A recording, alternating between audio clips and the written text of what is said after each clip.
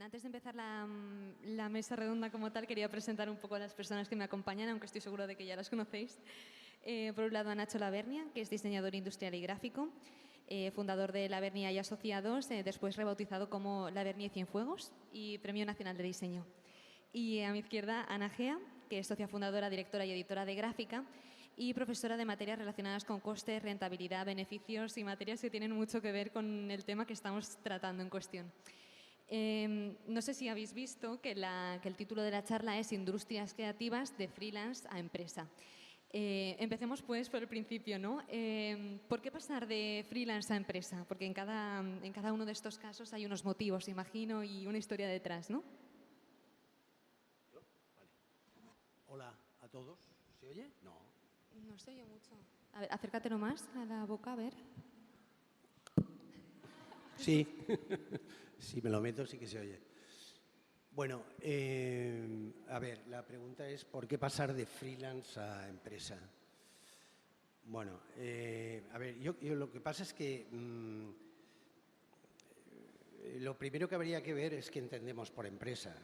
O sea, es decir, porque yo no creo que ser empresa sea una cuestión de cantidad. Yo creo, y en alguna entrevista de la revista hay alguien que habla un poco en este sentido, yo creo que es una cuestión más de actitud, ¿vale? Es decir, una cosa es uno que trabaja solo, porque generalmente esto solamente se puede hacer si trabajas solo, pues que está trabajando unos meses, de repente le sale un proyecto por el cual cobra mucha pasta y decide pues los 2 meses siguientes pues irse a dar un viaje por el mundo y no estar al alcance de los clientes o de lo que sea, ¿no?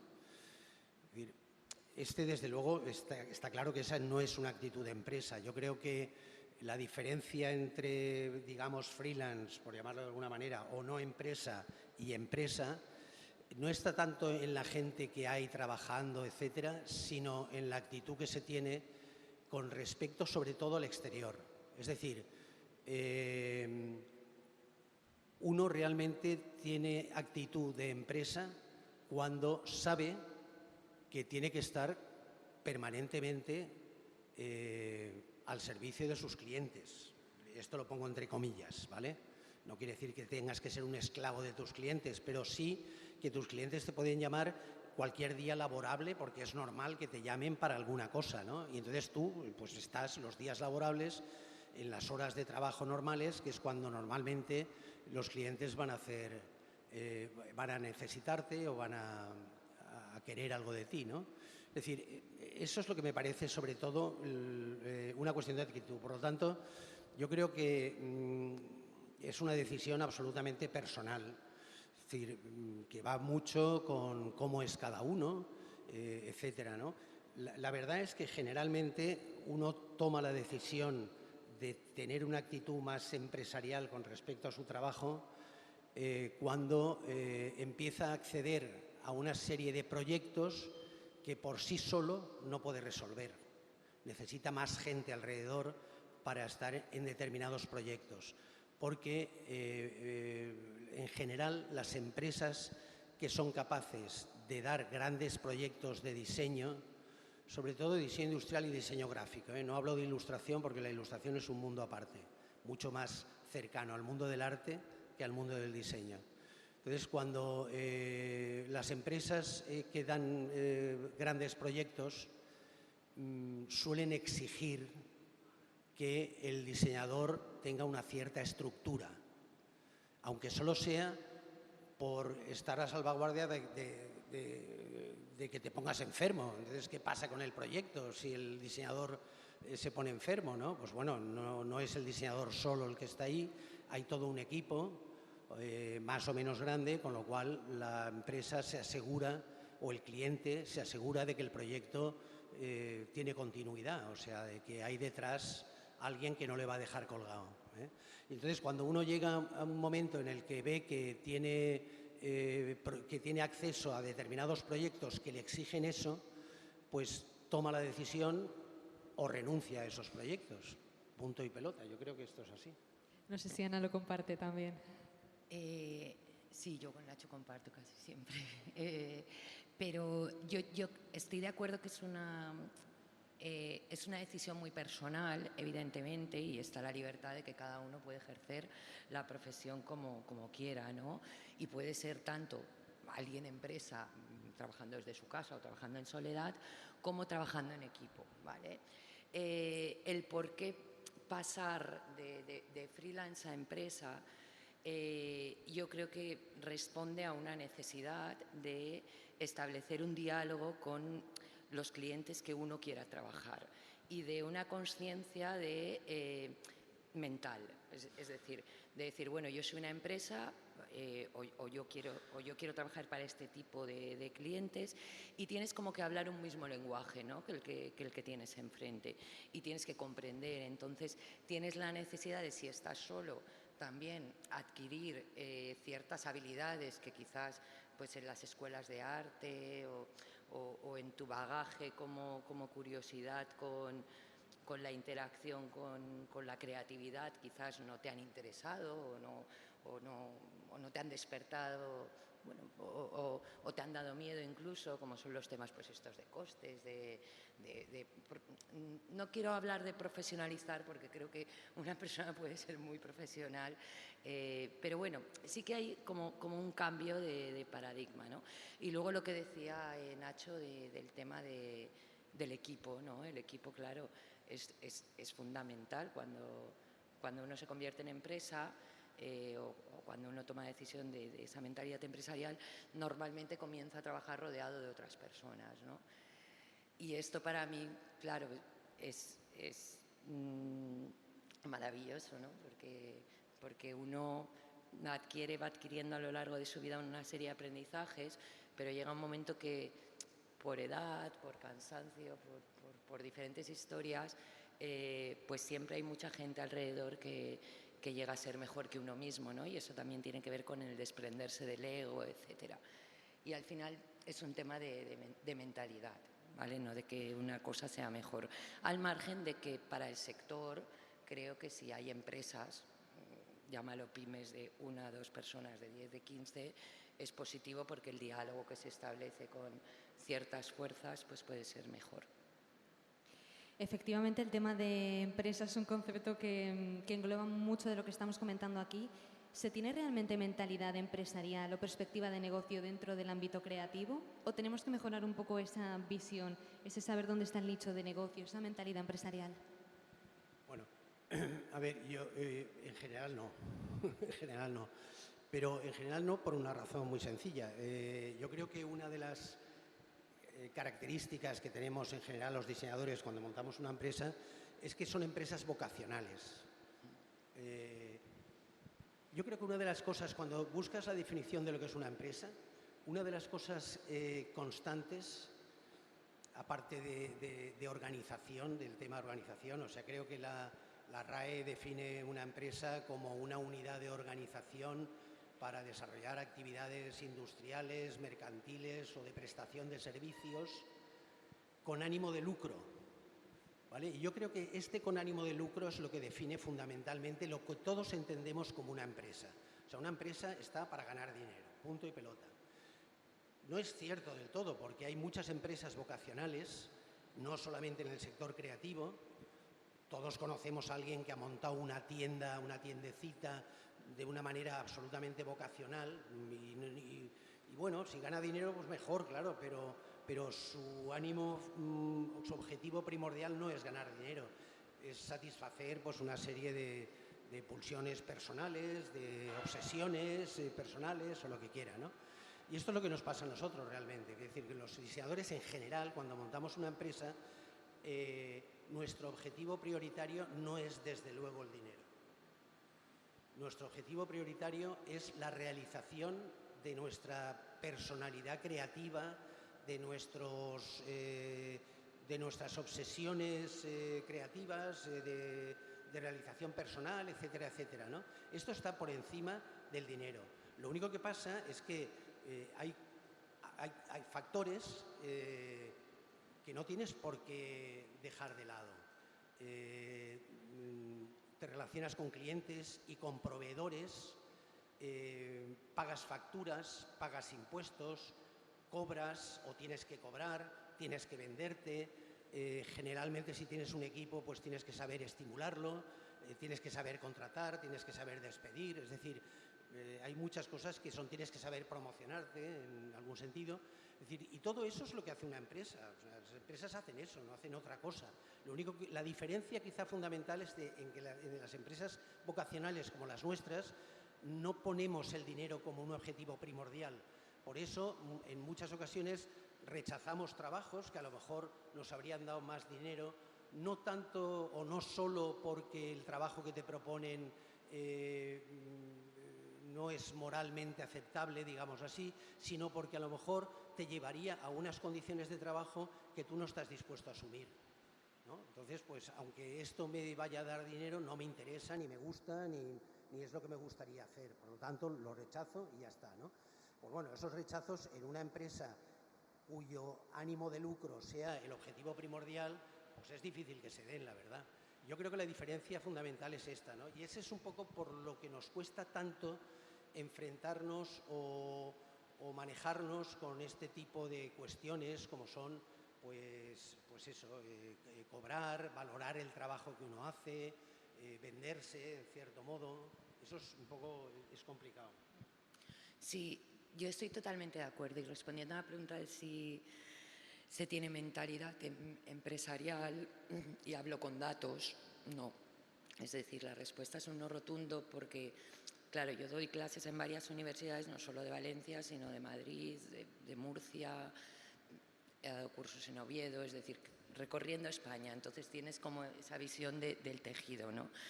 Entonces, el creativo que acaba de terminar o gente también que está más o menos comenzando, si nos vamos a que la mentalidad empresarial no habla tampoco de ganar dinero, sino que estoy totalmente de acuerdo con Nacho, que la mentalidad empresarial es más una mentalidad estratégica a la hora de decir, vale, tengo que ser consciente que tengo que manejarme con proveedores, pues tengo que tener una buena bolsa de proveedores o preocuparme de conseguir proveedores, imprentas, papeleras, etc. Tengo que saber cómo promocionarme, ¿no? O cómo hacer marca, ¿no? Pues también tengo que adquirir ciertas habilidades para hacer marca, que en la mayoría de ocasiones sé cómo decirle a mi cliente que lo haga y para mí a veces se me olvida, ¿no? Luego tengo que cerrar como unas pautas de estoy prestando un servicio, por muy vocacional, entusiasta o ilusionante que sea, pero tengo que pensar también una manera de cómo presto ese servicio, ¿no? Entonces eso significa que tengo que tener una mini política, aunque esté en casa, de si voy a cobrar anticipos o no, de si me van a pagar 30 días o no, de si voy a aceptar, ¿no? Luego tengo que tener ciertos colaboradores, ¿no? A veces, pues, llámese ilustradores, gente que me ayude a hacer vídeo, algún copy, correcciones, en fin, una serie de cosas, ¿vale? Aparte de lo que es saber ponerle precio a mi servicio, ¿no? Que realmente yo lo que me estoy preocupando es en consultar en cómo se hace el diseño, ¿no? En cómo se hace el diseño, en cómo puedo mejorar en tipografía. Es que no es fácil tampoco, porque claro, ser hombre orquesta en ese sentido es muy difícil. O sea, es muy difícil. Yo creo que gestionar creatividad es de las cosas más difíciles que hay. Claro. Y además por varias razones. Primera, porque en cualquier empresa lo que se mide es lo que cuesta hacer las cosas para poner un precio a lo que haces, ¿no? En el caso del diseño, bueno, y en general en todo lo que es creatividad, eso es dificilísimo porque un trabajo no está terminado hasta que no está bien. Y a lo mejor en un trabajo por el que has cobrado, digamos, una semana de esfuerzo, pues llevas un mes y todavía no lo es claro. O sea, y no conozco a ningún diseñador realmente que esté dispuesto a dejar el trabajo en un término medio malo, sencillamente porque se le acaba el tiempo y y no puede emplear más, ya no porque se lo exijan en una fecha determinada, sino porque está rebasando o va a rebasar el tiempo necesario para que el trabajo sea rentable. O sea, eso no lo conozco. Yo creo que estamos hartos de pensar que con muchos proyectos perdemos dinero porque nos ha costado más de lo que esperábamos sacarlos adelante, ¿no? Entonces, eso, claro, eso es muy difícil de gestionar, porque las empresas generalmente esto no lo pueden gestionar así. Por eso yo creo que es muy difícil, y no conozco tampoco muchos casos de éxito de empresas creativas o estudios de diseño que contratan a alguien, a un profesional, para que les lleve un poco la gerencia. Yo creo que eso es muy difícil que dé buenos resultados. Es muy complicado. Sí, es muy difícil porque, entre otras cosas, si te pones a buscar un gerente que entienda de lo tuyo, nosotros lo vivimos día a día, es muy difícil, ¿no? Si ya hay una persona que a lo mejor pueda estar ajena, que no sea diseñador y quiera entrar en el equipo, dices, ostras, es que cuesta, ¿no? Pero yo creo que, bueno, que no existe esa mentalidad pero yo sí que detecto que cada vez existe más. Es decir, a medida, no se trata de tener una dirección financiera, es decir, no se trata de esas estructuras, ¿no?, verticales donde el organigrama son brand manager, brand no sé qué, es decir, son todos directores y luego hay uno que curra, ¿no? Sino que al final se trata un poco de poder ir escogiendo, ¿no?, y de eliminar aquella parte de, bueno, es que los encargos que me llegan no me gustan o los clientes no me entienden, ¿no? Que eso sí que yo creo que se puede autodirigir un poco.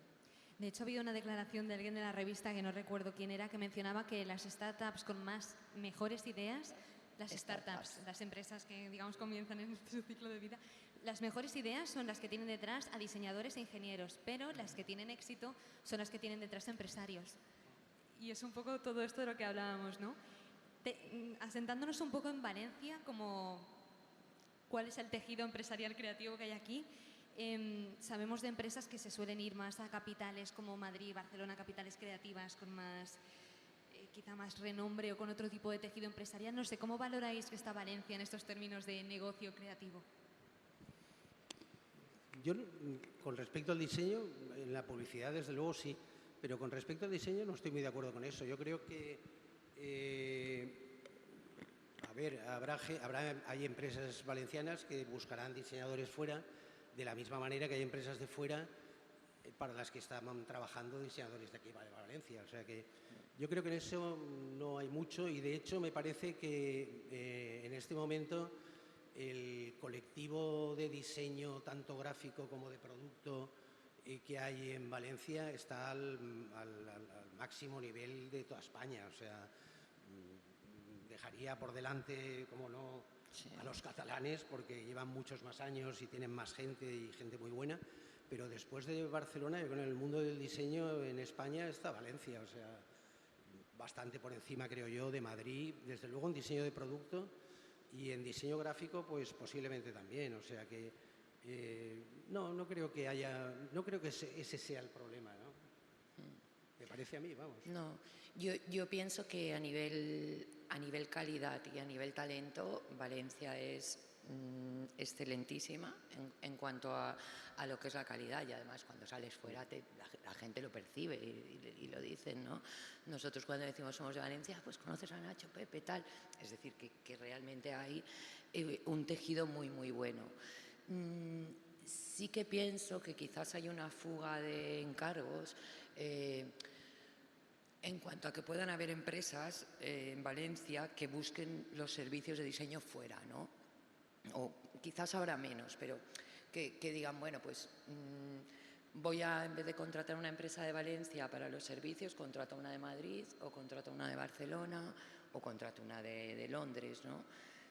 Quizás por una percepción a veces de marca, ¿vale? Es decir, una cosa es el talento que pueda tener uno y otra cosa es la marca que sea capaz de difundir, pero bueno, eso es así. Quizás ahí sí que puede haber una oportunidad, ¿no?, de un reto de posicionamiento de lo que es marca. Pero yo a nivel lo que es calidad y manera de hacer, no tengo duda que Valencia... Bueno, lo que pasa es que en muchas ocasiones determinadas empresas buscan el autor, ¿no? Es decir, empresas de muebles, pues a lo mejor trabajan más a gusto con Urquiola o con otros por el estilo, o con Liebore o con quien sea, pues porque tienen una marca, aparte de que lo hacen muy bien, tienen una marca y al final esa marca respaldando el diseño de determinado mueble y demás, pues les hace vender más, ¿no? Y bueno, pues quizá en Valencia no haya mucho diseñador con un nivel tal. Y en el mundo del diseño gráfico, de la identidad corporativa sobre todo, pues puede ocurrir lo mismo, ¿no? Porque al final te cubres las espaldas cuando eres un banco y quiere hacer un cambio de marca y demás, pues es probable que la persona responsable prefiera ir a una firma muy reconocida que puede ser Suma o puede ser Ollins o puede ser quien sea, porque si al final las cosas no salen bien, él siempre tiene la excusa de haber ido a alguien que garantizaba, en teoría, unos resultados óptimos, ¿no? Si las cosas van mal y el que lo ha hecho es el vecino del cuarto, pues le van a decir, tú eres un imbécil, ¿cómo te ha sido este tío que no es nadie, ¿no? Es decir, que yo creo que ahí lo que hay a lo mejor es una falta quizá de empresa, o sea, de estudios de diseño con un reconocimiento tal, en fin, pero... Yo creo que es justo ese el kit, es decir, porque los que trabajan en marketing y sobre todo los mediocres, con perdón, ¿vale? Que los hay como en todos los sectores, sí que van ahí, sí que van a esa cobertura de espaldas, ¿no? De decir, bueno, yo es que estoy contratando un Mariscal, un Jaime Ayón, Urquiola, etcétera, ¿no? Entonces, eso es lo que yo veo, es decir, que entre el trabajo que pueda desarrollar Mariscal como autor, Urquiola o Ayón, hay gente que puede llegar a ese nivel de desarrollo de trabajo o incluso a un nivel mejor, pero que no tienen ese posicionamiento de marca, ¿no? Y quizás ese posicionamiento de marca es el que sale de esa mentalidad empresarial, es decir, de esa mentalidad empresarial de posicionamiento de un producto, que es una elección totalmente válida, pero es una elección que funciona en determinados... entonces, ahí sí que quizás hay un reto y una oportunidad de cosas que hacer. De hecho, si hablamos en términos de negocio, una empresa de Valencia, por ejemplo, ahora compite con Londres o compite con Nueva York, ¿no? Existen mucho más retos en un mundo globalizado a nivel de negocio, a nivel de mentalidad empresarial, ¿no? ¿Cómo se enfrenta uno a esos retos, ¿no? Y un poco lo avanzo porque la última pregunta que queríamos hacer es sobre las soluciones, ¿no? Frente a los retos y las problemáticas que hablamos cuando hablamos de negocio de diseño, negocio de la creatividad. Y anticipando un poco esta pregunta, si tenéis alguna que hacer en los papelitos que os han pasado antes, ahora sería el momento de acabar de hacerla, porque a lo mejor luego podemos introducir alguna de las que habéis planteado entre el público, ¿vale? Entonces, bueno, teniendo en cuenta los retos actuales, las problemáticas, ¿hay soluciones? También hablábamos, por ejemplo, de la mentalidad empresarial. ¿Eso se adquiere? ¿Eso se aprende con los años? ¿Cuáles son un poco las soluciones frente a estas problemáticas retos actuales en el negocio de la creatividad? Bueno, yo creo que tampoco, a ver, no hace falta tener una actitud empresarial para tener éxito en el mundo del diseño, ¿no? De hecho, yo creo que hay ejemplos donde no existe realmente esa actitud empresarial, o sea, donde posiblemente el diseñador, si le preguntaras, dudo que Jaime Ayón, si le preguntas, te diga, sí, tengo una empresa de diseño, lo dudo muchísimo, ¿no?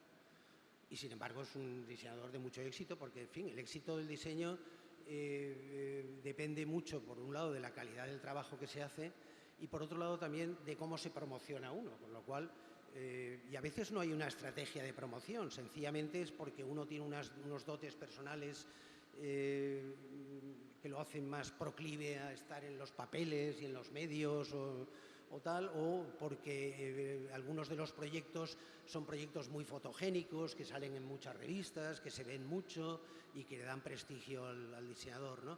Yo creo que no hace falta tener esa actitud. Ahora bien, esa actitud a mí no me parece negativa, ¿vale? Siempre y cuando no se ponga, como decía antes, el dinero como un factor primordial. Si el dinero lo dejas en su sitio, para mí el sitio del dinero es que esté lo suficiente como para que no tengas que cerrar ni pasarlo mal, pero tampoco que no sea tu objetivo prioritario, ¿no? Entonces, yo creo que todas estas cuestiones que van alrededor de la consideración de tu trabajo como una empresa, como algo más o menos organizado, eso está muy bien y a mí me parece positivo, ¿no? Porque lo que decía antes, que al final uno está en el mercado y tiene que atender a unos clientes, tiene que dirigir un equipo de gente, tiene que pagar las facturas y tiene que pagar los impuestos, y etcétera, etcétera, etcétera. Y bueno, el que todo eso, entender cómo funcionan esas cosas, no saber hacerlas, pero sí entender cómo funcionan, es bueno para que te rodees de la gente que te interesa, ¿no? Quiero decir que en un estudio de diseño no hace falta que haya un director financiero y un director no sé qué y un tal, no. Pero a lo mejor sí que te interesa tener un asesor fiscal externo, te interesa tener un abogado, te interesa tener un asesor laboral, y a lo mejor te interesa tener en el estudio una persona, que se ocupe un poco de todo lo que es la administración, la contabilidad, reclamar las facturas, hacerlas, pasar los presupuestos, etcétera, etcétera. O sea, yo creo que eso es algo bastante básico, y si tienes a alguien que se ocupa de eso, pues también es tiempo que te quitas de estas gestiones, ¿no? Sí, sí, yo estoy de acuerdo. Eliminando el estigma de que las empresas son malas, es decir, porque a veces está como la empresa, ¿no? Como ese tiburón del mercado de solo quiero ganar pasta y tal. Yo creo que en el sector que estamos realmente no hay empresas que ganen mucho dinero, es decir, no que facturen, sino que realmente, hablábamos el otro día en Barcelona, una cena, ostras, ¿conocéis a un tío que tenga un jet privado o un yate, ¿no? En esto del diseño? Creo que Morillas nos dijeron que tiene, no, era privado. Bueno, hay alguien que tiene algo, ¿no? Pero que no es lo normal, es decir, que realmente nosotros estamos por vocación, y luego cuando tienes una estructura, evidentemente haces que eso funcione, ¿no?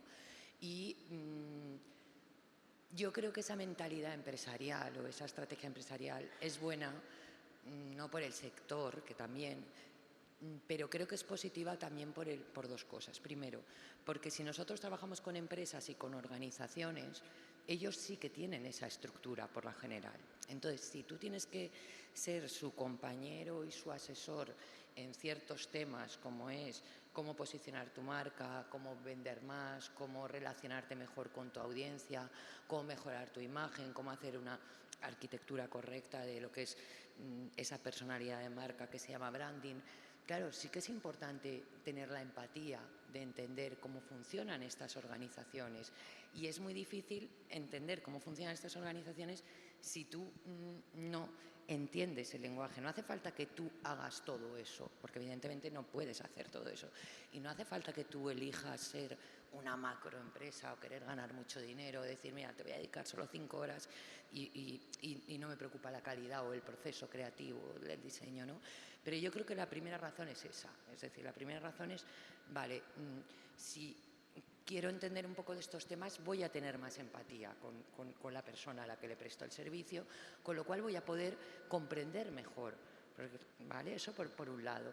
Y el segundo tema es que para un proceso creativo y un proyecto creativo, aquello de que dicen 2 ojos ven más que uno, pues 5 cerebros normalmente bien dirigidos pueden aportar riqueza a un proyecto, ¿no? Porque además el cerebro es algo que evoluciona, es decir, no es lo mismo el cerebro que tienes a los 20 que el que tienes. La calidad de neuronas que yo tenía a los 20 no sé si es mejor o peor que la que tengo ahora, pero es diferente, ¿vale? Entonces, a mí esa mezcla que se genera de equipos, de reuniones, de incluso ver gente que lo hace mucho mejor que tú, que es más brillante que tú y que aporta, me parece como muy interesante también. Sí, bueno, pero esto otro que tú decías a mí, de hecho lo he vivido, o sea, si cuento un poco mi experiencia personal,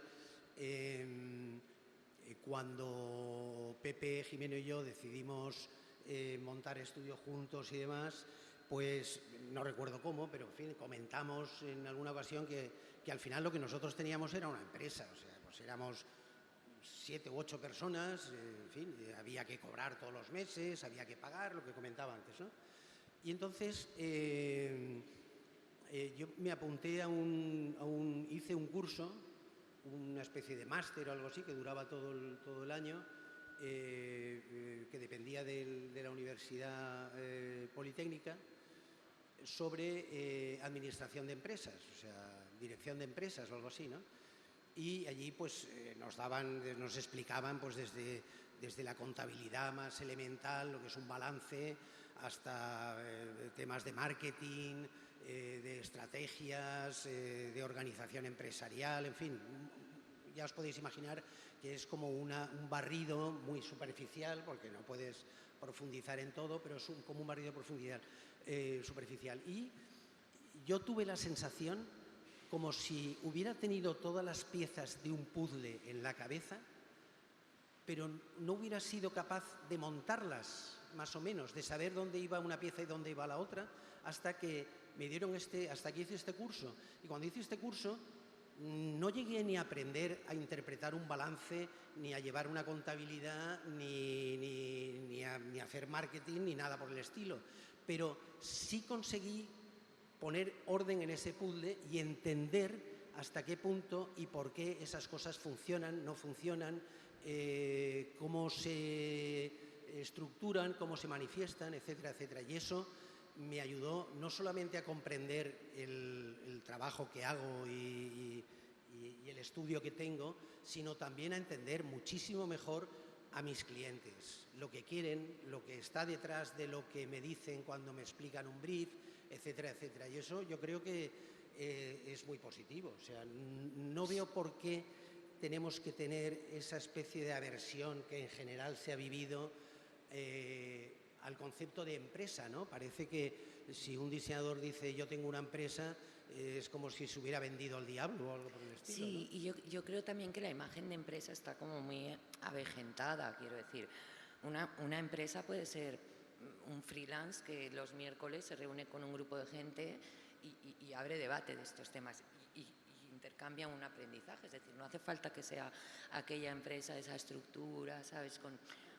Y al final cada uno también tiene que elegir un poco. Yo trabajo con gente que igual es una super mega empresa, está en su casa en Ámsterdam o en cualquier sitio. Es decir, yo creo que es ese chip, ¿sabes? Que no hace falta tampoco, es ese chip que te hace comprender cómo funcionan las cosas y una vez sabes cómo funcionan, tú eliges y te vas a lo tuyo, ¿no? No sé, un poco es eso. Sí, a la espera de las preguntas, que no sé si ya están recogidas, ¿vale? Bueno, esperando que venga Víctor, en las escuelas, por ejemplo, de diseño, el tema de los presupuestos y demás, es algo que hay que trabajar todavía, ¿no? Esa formación, por ejemplo. ¿O cómo lo veis? ¿Cómo se forma uno? Esa pregunta estaba, ¿vale? En las escuelas de diseño hay una asignatura que se llama FOL, ¿vale? FOL, sí. FOL, que es como FOL, formación y orientación laboral. Sí, exacto. Es algo así. Sí, en las públicas hay una asignatura que se llama, ¿cómo has dicho la F? ¿Qué significaba?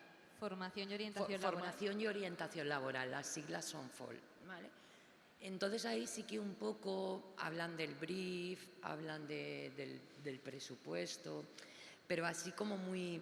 Claro, es que es lo que decíamos, es que es muy difícil. Entonces, alguien desde el punto de vista académico, hablar de eso, alguien que está estudiando creatividad, sin haber vivido también esa lucha que significa con el cliente, esa defensa de mi trabajo, de cómo...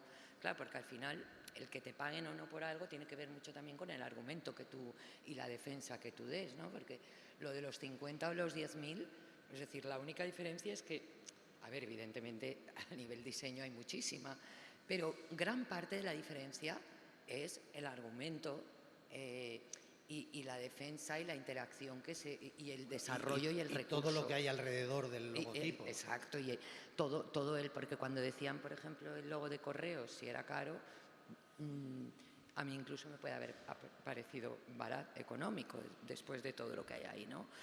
Pero bueno, se habla, pero no se habla, ¿vale? Es decir, la realidad que se vive es muy difícil transmitirla hoy. Vamos a empezar con las preguntas que ha hecho el público. Esta es muy curiosa, la verdad. Pregunta a alguien, ¿existe la figura de manager para un diseñador? Como tienen los actores, los músicos, personas que se dedican a otras industrias, digamos, creativas, para que así, digamos, una persona pueda dedicarse a crear y diseñar de manera justa sin preocuparse quizá tanto por este tipo de negocio, clientes, etcétera. Sí, sí que existe fuera. Sí, bueno, yo no lo sé, no lo conozco, la verdad, el tema ese. No sé si existe. Me imagino que, a ver, entre ilustradores y artistas es muy frecuente y además, si no, es difícil trabajar de otra forma, ¿no? Pero en diseñadores, en estudios de diseño que trabajen con un manager, lo veo difícil porque creo que la relación directa entre el diseñador y el cliente es fundamental, es ineludible, o sea, no se puede hacer por persona interpuesta. O sea, es más, nosotros nos resistimos y no trabajamos generalmente con agencias o para agencias de publicidad, salvo que tengamos acceso directo al cliente. Es decir, el problema de trabajar con las agencias de publicidad en muchas ocasiones o para agencias de publicidad es que ellos tratan con el cliente, tú tratas con la agencia solamente y no sabes el resultado de tu trabajo, ni qué ha pasado con él, ni cómo se ha defendido o no, no tienes acceso al... Y en esas condiciones nosotros no trabajamos, no queremos trabajar porque pensamos que no se puede llegar a un buen resultado y no nos es cómodo tampoco, ni nos gusta trabajar así. Es decir, que tener un personaje intermedio, sea manager o como queramos llamarle, que sea el que te dice lo que tienes que hacer o lo que no, con quién y con quién no y tal igual, eso no lo veo muy claro, ¿eh? En el mundo del diseño gráfico y del diseño de producto. Sí, yo conozco la figura más en USA, no en España, porque en España el manager podría llamarse ejecutivo de cuentas en un momento dado si fuera de grandes cuentas o con una formación determinada, ¿no? Que es ese interlocutor que dices que hay que existe. Pero sí que conozco que hay no tanto el manager, sino un poco la gente, que es lo mismo que hay en ilustración, que al final es alguien que tiene como un acceso a clientes y una estructura, pero ocurre lo mismo, es decir, ocurre lo mismo, es que tú quieras o no ceder esa parte que es muy difícil de ceder de interacción. Yo sí que creo que si tú tienes un equipo que absorbe tu filosofía de empresa, etcétera, sí que es posible interactuar con el cliente, aunque no sea el diseñador exactamente. Yo esto, bueno, creo que sí que es posible porque además lo hemos vivido y lo hemos experimentado, es decir, pero para eso tiene que existir como un equipo muy cohesionado, ¿no? Y en ese caso sí. Otra pregunta, ¿existe el riesgo de que si olvidamos un poco el dinero, nos olvidemos de que sin cliente no hay encargos? ¿Cómo? ¿Existe el riesgo de que si olvidamos un poco el dinero, nos olvidemos de que sin cliente al final no hay encargos? Bueno, pues sí, claro. Sí. Sí, sin clientes no hay encargos, eso está claro. Sí, sí. A ver, yo parto de la idea de que el diseño para mí no es arte. O sea, el mundo del arte es un universo y el mundo del diseño es otro universo muy distinto. Nosotros trabajamos con clientes concretos a los que conocemos, con encargos concretos y por lo tanto no te expones cada día a un lienzo en blanco o a un papel en blanco en el que tienes que poner lo que llevas dentro y tal. No, esto es distinto, ¿no? Aquí hay encargos y, bueno, evidentemente lo que lleves dentro sale, pero sale encauzado con un objetivo que es dar una solución a un problema concreto que te han planteado, ¿no? Está claro que sin clientes no hay diseño y está claro que sin cobrar pues no hay trabajo. O sea, eso es obvio, me parece, ¿no? Sí, yo pienso igual, evidentemente, si nos olvidamos del dinero, nos olvidamos del encargo, pero sí que es cierto, y nosotros dedicamos un número de gráfica a ello, que existen otras fórmulas, es decir, que tú tienes una serie de herramientas neuronales que puedes autogenerar proyectos, porque tenemos la capacidad de hacerlo, y generar autoencargos. Es decir, pero eso es otra historia. Pero no vives de eso. Podrías vivir de eso, sí. Yo creo ¿De que tus sí. autoencargos? Sí, siempre y cuando luego... Lo que pasa es que, bueno, lo de autoencargo, si quieres, es un poco engañosa la palabra, pero al final Trabajo es que tú propio, ¿no? Quizá. generas tu proyecto, igual que tú eres un artista y generas tu propia obra y expones, etcétera, etcétera, y con los años vives de esa obra, llámese escultura, pintura, diseño, ilustración, puede darse el caso que tú generes. Sí, Nacho Carbonell. Nacho Carbonell. Bueno, Nacho Carbonell en plan arte, ¿no? Más. Bueno, es que, Vale. en fin, está más cerca del mundo del arte que Sí, del mundo del diseño. Sí, pero por ejemplo, que autoedites, es decir, el mundo de la autoedición. Por ejemplo, en nuestro proyecto Universo de Emociones es una infografía que nadie nos encarga y nosotros en un momento dado pensamos en hacer esto, llamamos al señor Eduard Punset sin conocerlo de nada, sin tener ningún tipo de contacto y intentamos, bueno, generar un equipo de trabajo que nace de idea nuestra y de ilusión, vocación nuestra, y a día de hoy es un cartel, por ejemplo. Es decir, tú dirás, bueno, pero de un cartel vives.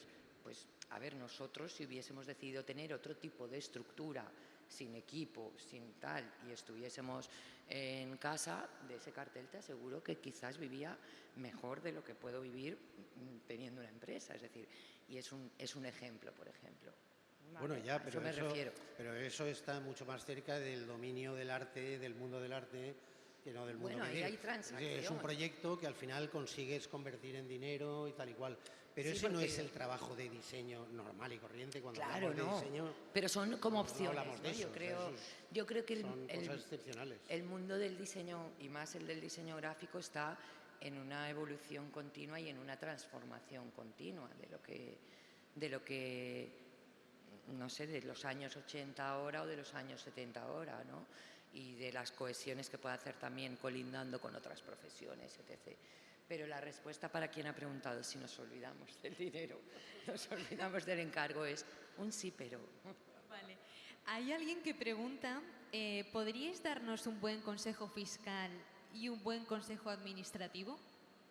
Y quizá está un poco enlazada con la siguiente, que va un poco de, a la hora de montar una empresa, con la siguiente pregunta que va un poco enlazada, a la hora de montar una empresa creativa, ¿dónde vamos a asesorarnos? Por ejemplo, no sé si va un poco relacionado la asesoría con ese buen consejo fiscal y administrativo que quizá se puede dar.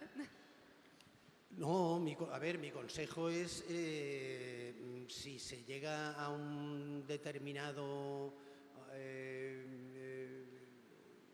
nivel de ingresos, de facturación, pues hombre, contar con un profesional, o sea, con un asesor fiscal que te lleve las cuentas y ya está. O sea, es decir, esto no hay mucho más, ¿no? Y con el tema administrativo lo mismo, o sea, que decir, si llegas a un determinado nivel de ingresos que te lo permite, pues contar con una persona que se ocupe de tu contabilidad, que te lleve la contabilidad, porque si no estás bastante perdido, ¿no? Pero vamos, ¿y qué era lo otro? A la hora de montar una empresa creativa, ¿dónde iríais a asesoraros? Y añade, ¿conocéis algún asesor que esté familiarizado con el diseño? Pero no sé si esto depende ya de la empresa, depende de otros factores. Ya. Bueno, no lo sé. Me imagino que cualquier asesor de empresas es capaz de decir las 4 cosas que hace falta saber para empezar ¿no? para iniciar un estudio de diseño. O sea, al final no son distintas o muy distintas de lo que sería montar una ferretería o una pequeña industria de tornillos, ¿no? La diferencia fundamental, que eso dudo mucho que ningún asesor te lo solucione, es gestionar la creatividad. Pero bueno, eso es un tema que si se aprende alguna vez, se aprende con el tiempo, ¿no? Sí, yo creo igual. Yo como consejo fiscal, Evidentemente, el primero es que tú tienes que tener en cuenta los tramos de facturación y estar de la mano de un asesor, que no hace falta además pagarle. Cuando tú eres un autónomo, puedes conseguir fácilmente un asesor que por 50 euros... Otra cosa es que te pongas en contacto con la familia Pujol, por ejemplo. Con la familia. Con la familia Pujol, Sí. por ejemplo, para el tema Bueno, fiscal. claro, eso es otra cosa, pero eso ya es otro tipo de ingeniería, ¿no? Pero bueno, al final que a nivel fiscal tú tienes que ser consciente que cuando vayas generando unos tramos de facturación te puede interesar ser un tipo de sociedad u otra, ¿vale? Y a nivel contable, pues tiene que ver mucho con el tipo de sociedad que seas, porque no es lo mismo que seas un autónomo, que no estás obligado a llevar una contabilidad a través del plan general contable exacta, que seas una SL. Pero al final, más que la contabilidad administrativa, que evidentemente te la tiene que gestionar alguien, o es bueno que te la gestione alguien si tú no tienes las habilidades, la contabilidad analítica es interesante, es decir, aquella que te permite ver la foto de realmente esa gestión de la creatividad o esos trabajos, pues dónde están esas desviaciones, los costes, los ingresos y todo eso. Y dónde acudir al final es, claro, es que hay dos cosas. Yo creo que quizás, no sé si la persona, dónde acudir a que te asesoren para llevar esto, cualquier asesor va a comprender, porque da igual. Es decir, porque al final la asesoría fiscal es cumplir unas leyes y la contable también es ceñirte a unos planes que nos impone un supuesto Estado, ¿no? Pero es casi más importante encontrar ese asesoramiento estratégico de gestión. Sí, que un negocio de diseño no deja de ser un negocio, ¿no? Que es lo que comentábamos, que se rige por las mismas leyes y estructuras que las empresas que se dedican a otras. Quizás más complejo de gestionar, pero claro, Pues vamos a terminar con esta pregunta, que no sé si tiene una fácil respuesta, que dice, en un estudio de 4 personas, ¿cuál sería la facturación mínima aceptable?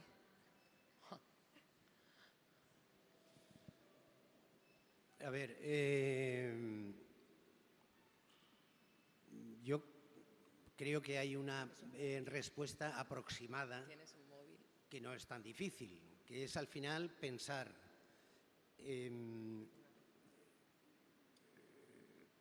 qué dinero quiere llevarse cada una de esas 4 personas o parece razonable que se llevaran al cabo del año.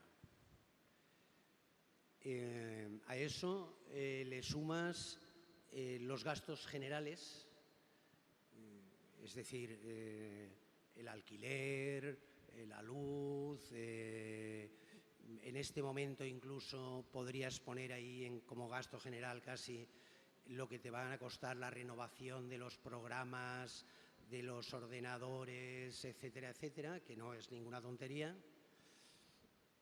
Y por último, unos gastos variables que son inherentes a los proyectos que llevas, pues en unos tienes que comprar fotografías o tienes que echar mano de alguien que te ayude con un vídeo, con unas fotos, con lo que sea. Y más o menos eso te da una cantidad básica, y pues eso es lo que tendrías que facturar al cabo del año. Más o menos, ¿no? Si es más, mejor, desde luego. Pero bueno, básicamente sería algo así. Sí, yo como he estado haciendo números, pero sí, a ver, mínimo de facturación para que esas personas cobren 1.000 euros al mes o 1.200 euros al mes, mínimo estamos hablando que tendrían que cubrir los 100.000 euros anuales, minimísimo, ¿vale? Contando con el coste de seguridad social y demás. Para cobrar cada uno de ellos un salario de unos 1.200. Estos precios, estos salarios de los que vosotros habláis y demás, sí, son netos, no brutos. O sea, cuando se dice que un diseñador de media cobra 1.200, eso es lo que se lleva a su casa todos los meses. Exacto. Eso es neto, sí, porque las personas responden como el líquido que les llega a ellos. De hecho, hay un gran número de empleados que imagino que el bruto o el coste total salarial ni lo conoce. Pero no sé, una cifra así, pues un mínimo de 200.000 euros, pero va a depender cobrando 1.200 euros al mes, y va a depender luego de los costes que tengan en el tipo de local que estén, si trabajan en remoto, si no, etc., pero minimísimo para vivir. Vale, era una respuesta también, o sea, una pregunta compleja, ¿no? Vale, pues creo que con esta pregunta ya damos por finalizada la mesa redonda. Muchísimas gracias a ambos por las aportaciones que han sido muy enriquecedoras. Y os recuerdo que ahí al ladito tenéis una pequeña tienda gráfica donde podéis adquirir el número de dinero, pero también, por ejemplo, el de No Clients, que hemos hablado antes, sobre generar tu propio negocio y demás, ¿no? Y nada, muchísimas gracias por asistir. Vale, gracias.